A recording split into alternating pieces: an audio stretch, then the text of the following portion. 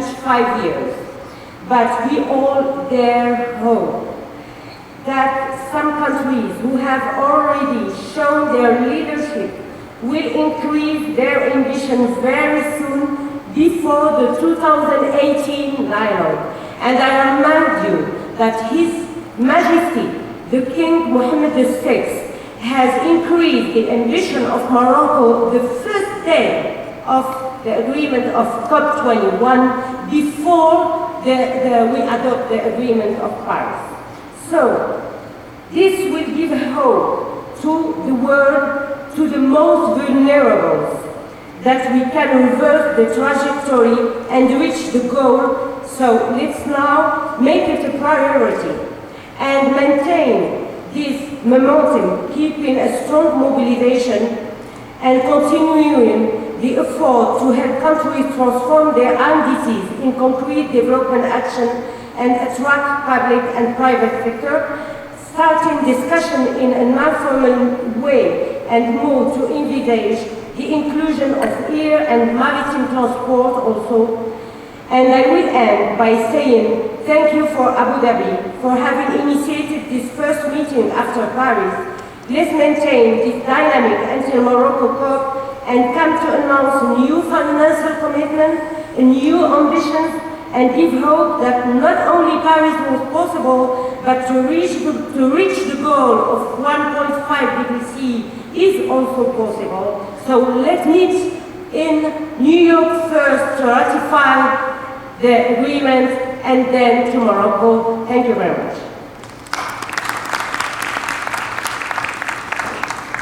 Thank you very much, Minister. We have a remarkably distinguished panel here.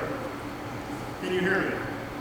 Great. We have a remarkably distinguished panel, and we're going to have a conversation and following up on the themes that have already been discussed. And let me introduce, going in this direction, we have His Excellency Dr. Thani Ahmed Al-Zayuni, the permanent representative to the UAE to ARENA and Director of Energy and Climate Change for the UAE Ministry of Foreign Affairs. Thank you very much, and thank you for your government's leadership in hosting this important conference. You know, His Excellency Dr. Sultan Al-Jaber said this afternoon that this is the first big meeting every year after the COP. And as such, it's an extremely important meeting.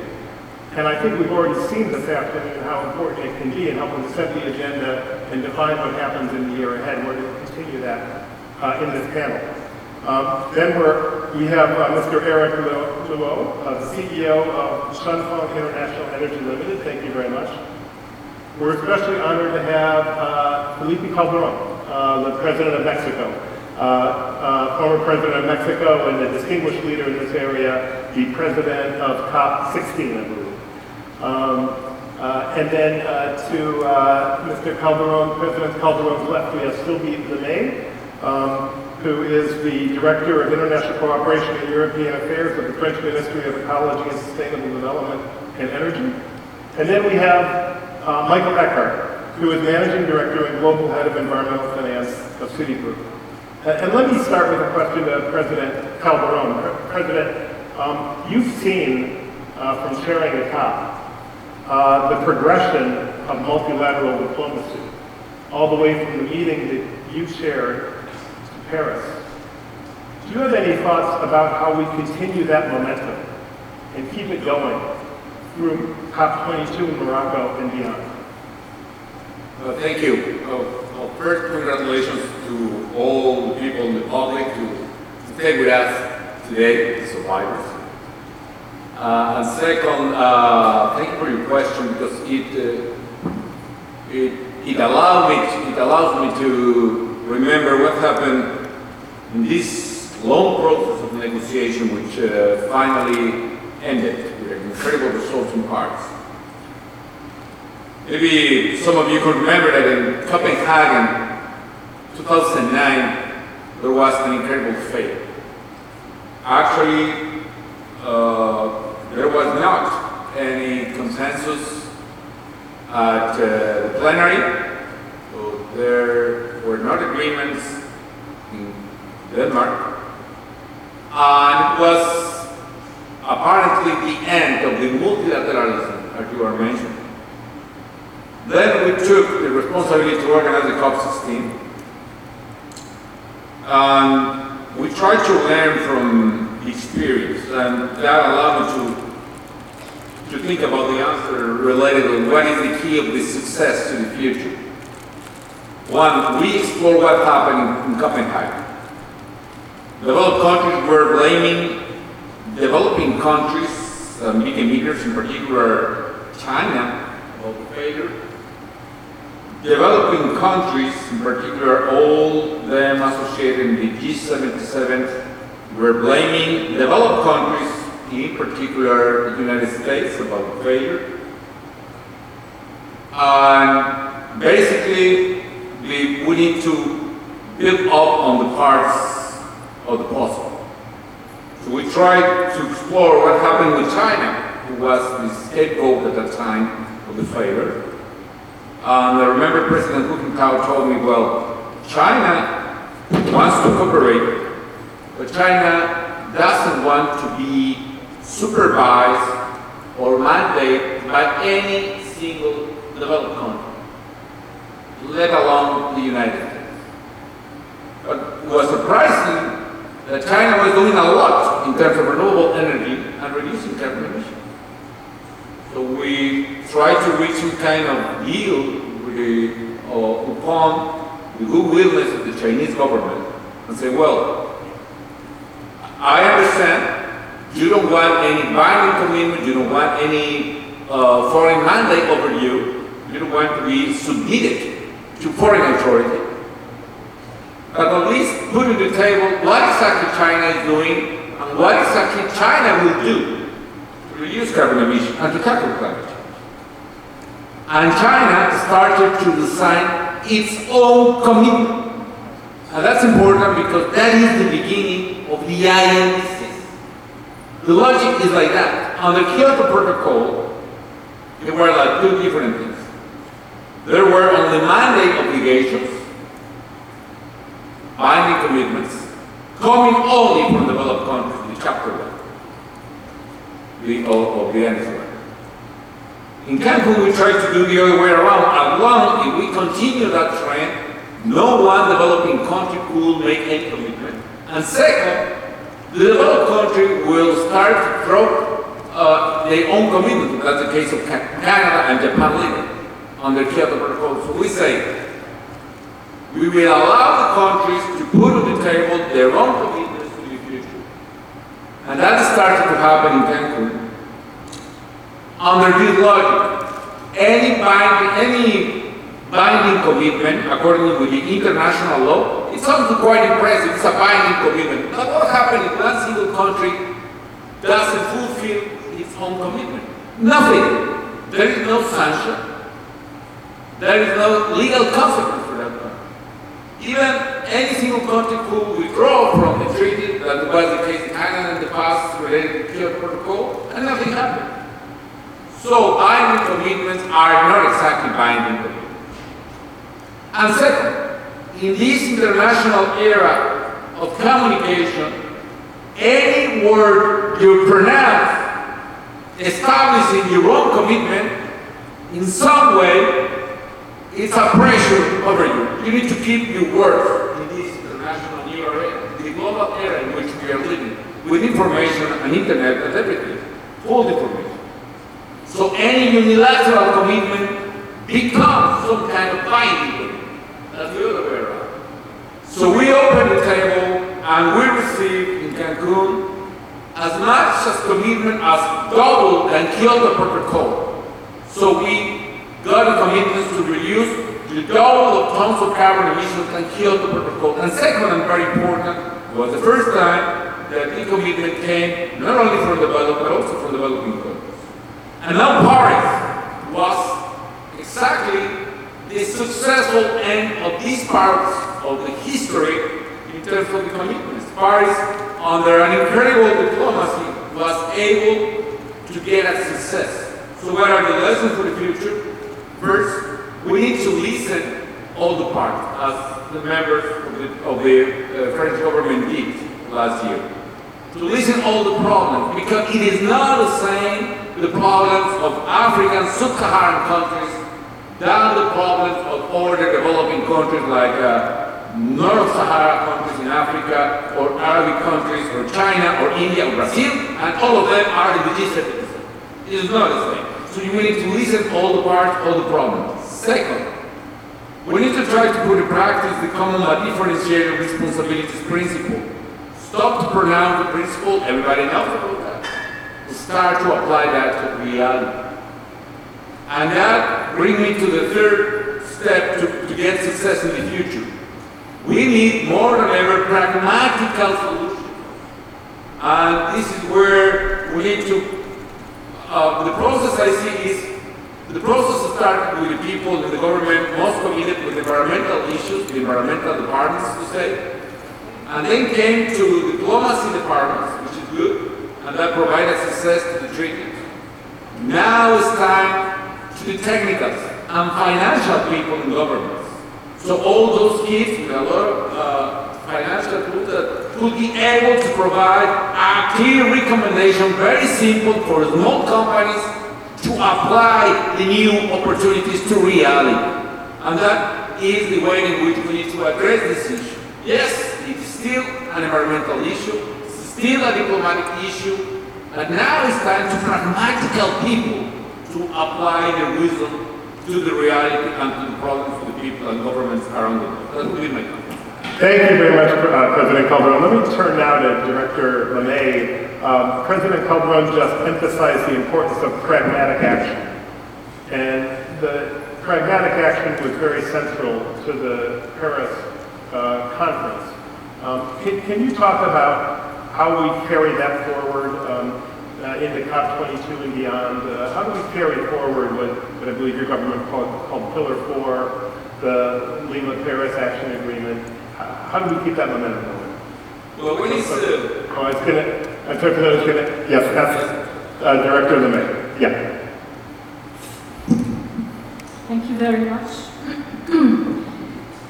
And let me, of course, restate how much indeed an agreement has been very important, and I think the previous panel has mentioned that. Important as well will be the implementation at the national level. That's very clear. What does it mean to start implementing? Well, it means to start looking at what concretely we do for each sector. What do we do to decarbonize the energy sector? What do we do in the transport sector, in building? How do we work in agriculture?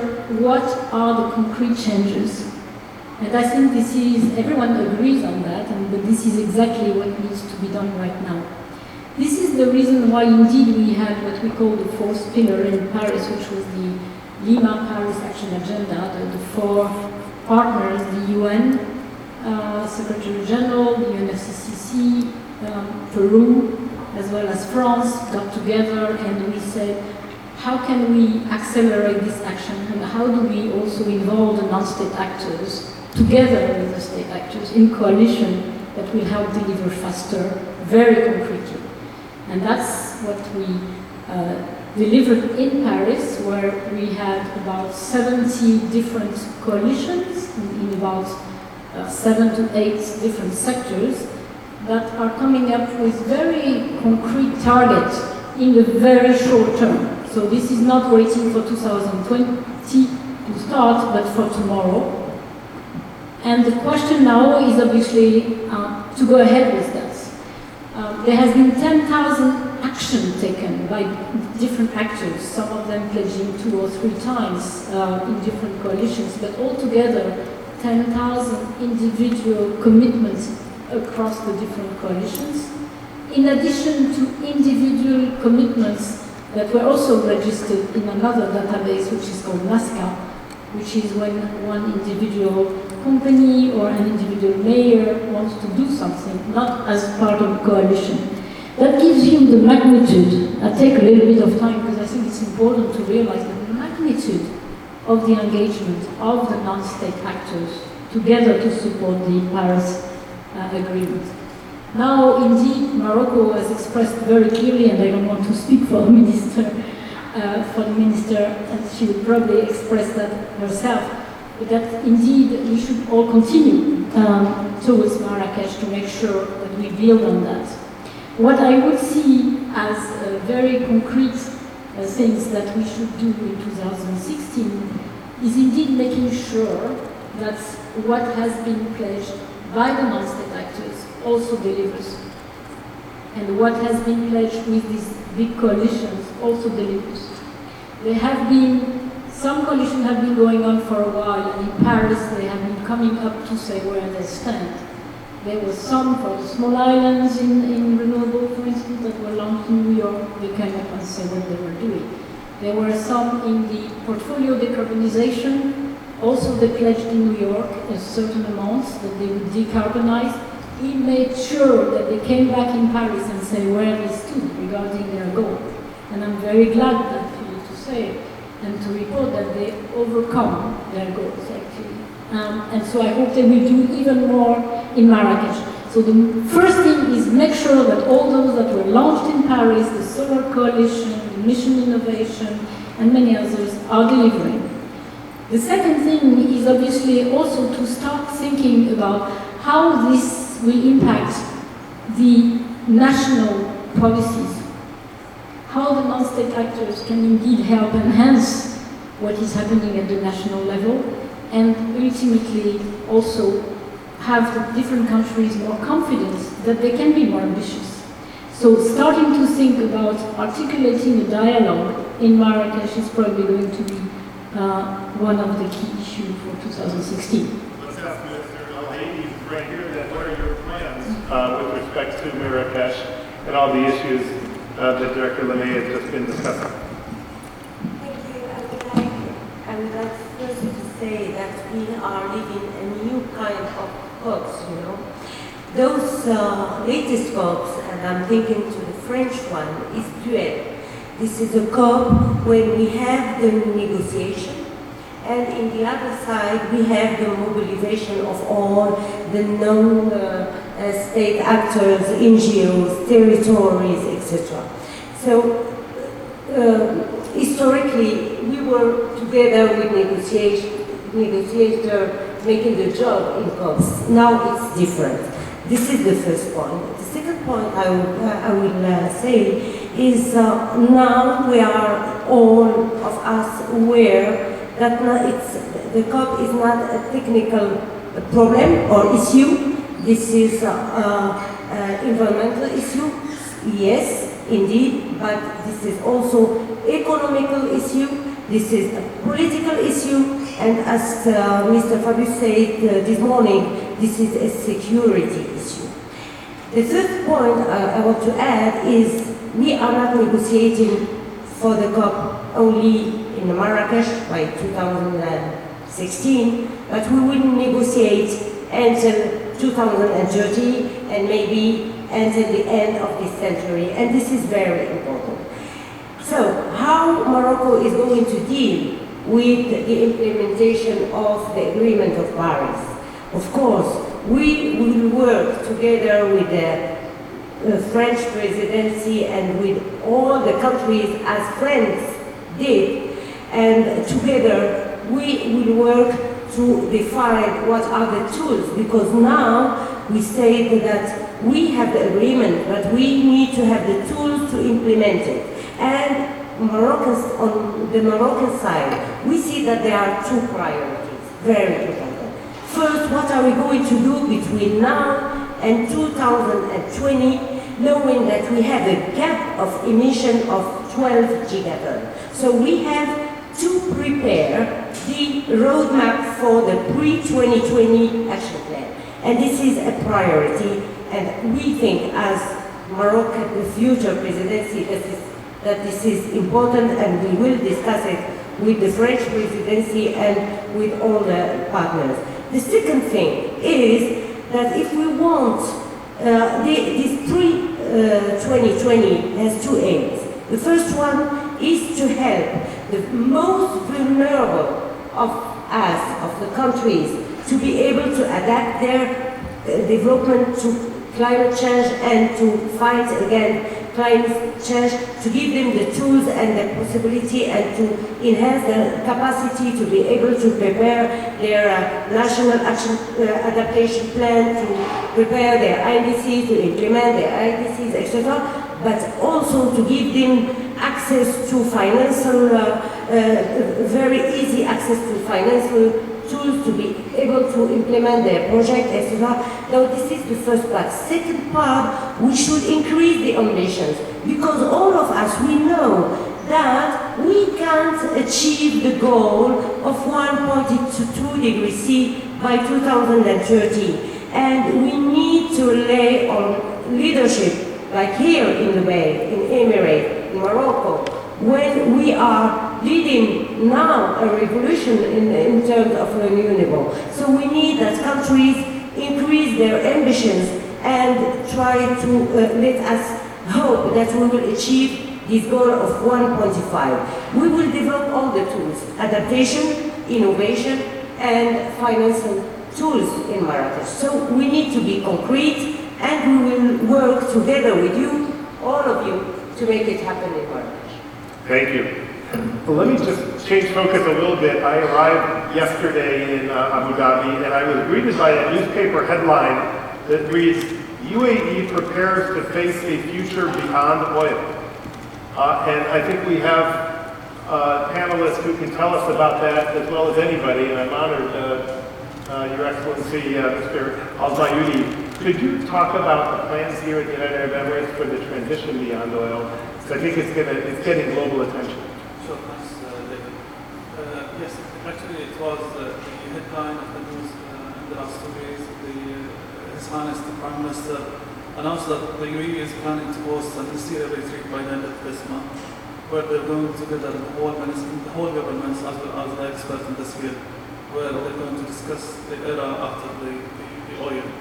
Throughout 2015, one of our main focus was the innovation, and basically the main driver for that theme or that vision is to think about the knowledge-based economy and the economy after the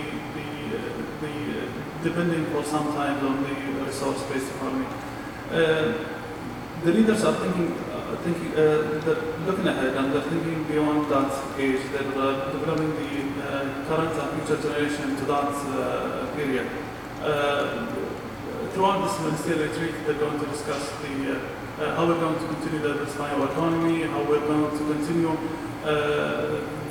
diversifying the various sources, how can we improve the various sources to ensure that we have very high class life for our generation as well as for the visitors of the UAE. So far, 1/3 of our economy is coming from actually 30% of our economy is coming from the oil resources, and our vision is to reduce that number. We don't want to be dependent on one resources. We want to continue having very solid economy that's not being affected by the international disturbance whatsoever. I remember at the end of 2015 when we were preparing for the IDC submission. It was so easy for us to do the submission because it was a natural thing to do the submissions for the upcoming 5 years and even beyond 50 years. And even throughout the negotiation, even for COP21, and when the negotiators were talking about the reporting, we're doing it. And on an annual basis, we're reviewing what have been done and what we're going to do in the upcoming year. And even in 2016, we're going to start planning for the upcoming 5 years. So we're doing the things that the negotiators are talking about in the climate change forum here in the UAE as a business as usual within the country. What we're always try to do, we always raise the awareness, we engage the right people, we get the right expertise locally and internationally, and then we engage the private sector. The most crucial things, what we have been achieved so far by engaging the right business people with us. And even sometimes we receive some comments from private sector that the UAE government is moving much faster than the business sector within the country, which is very rare in the whole world. Usually the private sector is moving faster, but here they're not catching up with the leaders' visions and the speed that they want to transform the country and the economy. Thank you very much. Let's turn to another economy in transition, China, the world's largest emitter of heat-trapping gases, and we're very fortunate to have here a business leader from China. And I wanted to ask in particular about the impact of the Paris Agreement in China. How is that perceived in your country, and what do you see in the year or two ahead in your country with respect to the climate change issue? Thank you, Dave. It's my first time in Abu Dhabi. It's also my great honor to be here with such a distinguished panel. As Mr. President has mentioned a lot about China. So before we start talking about China, let me tell you what Shunfeng is doing. So Shunfeng, after we acquired Suntec Power, we become one of the largest private investors in terms of solar farm asset and also solar farm operations. One of our German subsidiary, Meter Control, we are operating 40,000 solar farms and also 13 gigawatt globally. And we invest in China and also globally. So far we have invested and we own almost 1.6 gigawatt of the solar farms and also solar farm assets. Our most larger business in China, but we're also operating globally. And the Suntec Power has delivered the panel to the Mazda project, which is the first Mazda project here. And just to make a comment to Mr. President, we have delivered the panel to the first Mexican project, which Mr. President showed up in the dedication ceremony. So regarding China, as everyone knows, last year was the last year of what we call 12th 5 years plan. So starting this year, 2016, China will engage what we call 13 5 years plan. So this happened to be coincident for after the Paris Agreement. As China already made a commitment, and China has made a commitment, and also China will make a significant increase in terms of renewable energy investment. If you look at the last year figures and also 2014 figures, in China, 2/3 of the global renewable energy investment is coming from China. So why China is doing that? It's all about what in China we call a new economic normal. Okay, in the last decade, for 30 years, Chinese economy has been driven very intensively by the capital investment, by the infrastructure investment, and also by the real estate investment. Okay, but those we call heavy capital, heavy industry, real estate driven investment is not going to be sustainable. So China needs to change this economic development pattern into what now we call new normal, or in other words, it's right mix to sustain Chinese or China for the next 30 years development. So where are those shiny spots? It's apparently it's renewable energy, and renewable energy including what we call lighting, which is the most significant is the LED solutions.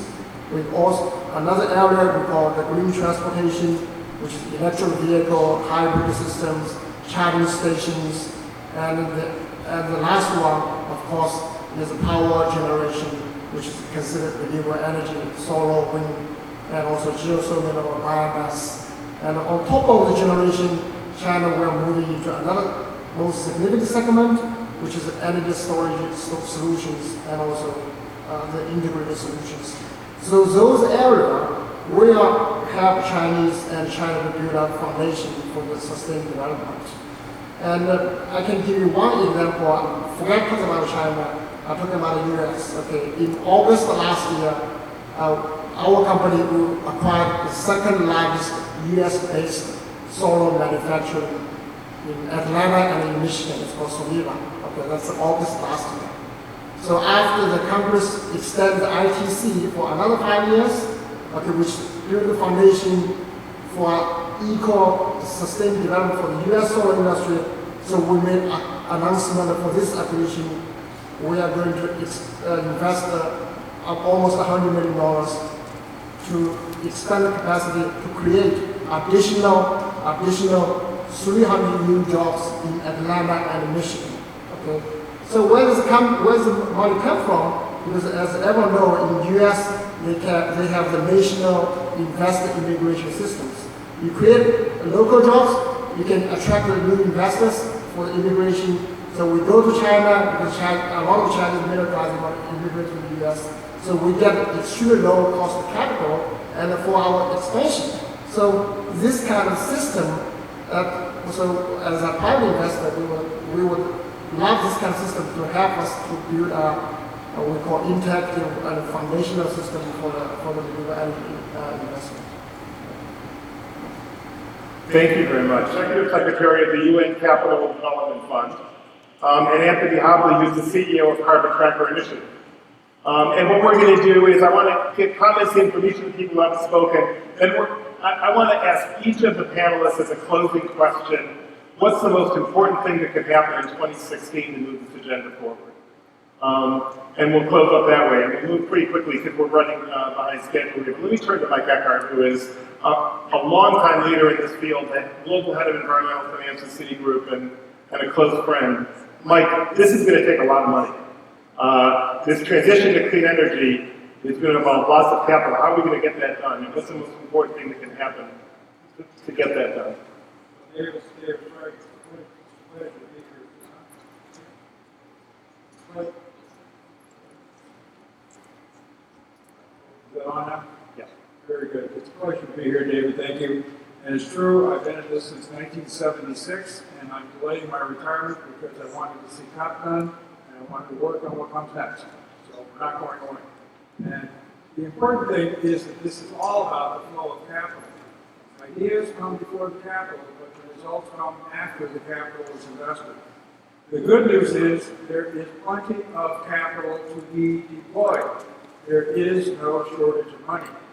There is approximately $150 trillion of capital in investments in the world. That's how much is there. As Michael Liebrecht and his firm BNEF showed us, we're investing $329 billion per year in clean energy per year today. And he noted that we have to double that to 600. Actually, my assessment is we have to triple that to $1 trillion a year in clean energy to have a threshold chance of getting where this needs to go. But that's $1 trillion a year out of $150 trillion pool, which is eminently doable if we create the conditions for investment. So the question is not attracting investment, the question is creating the conditions for investment. And what we see is, you know, I tend to say that we're 50 years into a 100-year transition to clean energy. 50 years into a 100-year transition.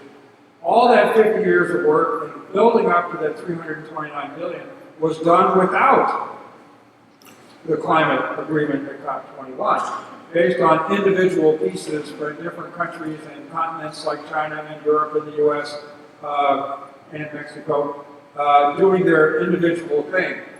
And from our perspective, and David, I'd like to say, I think I'm the first private sector representative responding to being a recipient of the climate agreement as compared to being an issuer of the climate agreement.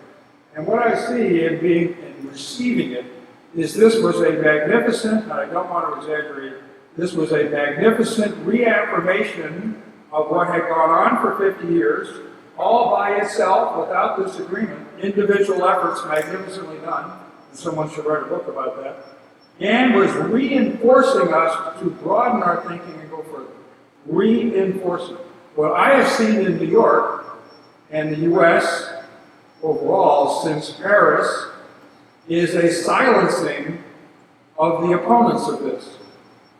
Suddenly, the disagreement has gone silent. It's no longer credible now that the world has agreed to act on climate.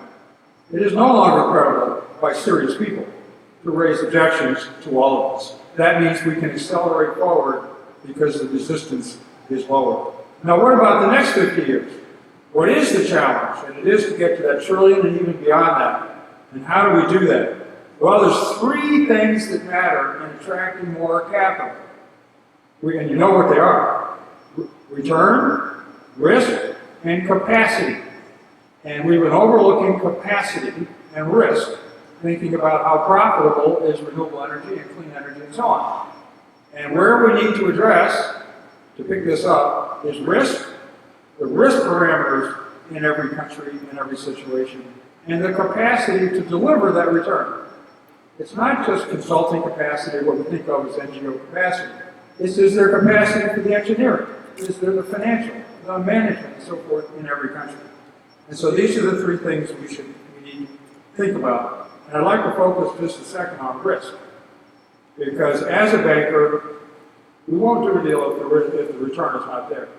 We won't do a deal if the capacity isn't there to deliver on that deal.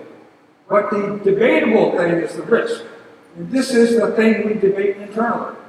And actually, bankers will say we don't make loans for a living, we manage risk. That is what we are paid to do. And so it is not a side issue, it is a central issue in banking on this issue of risk.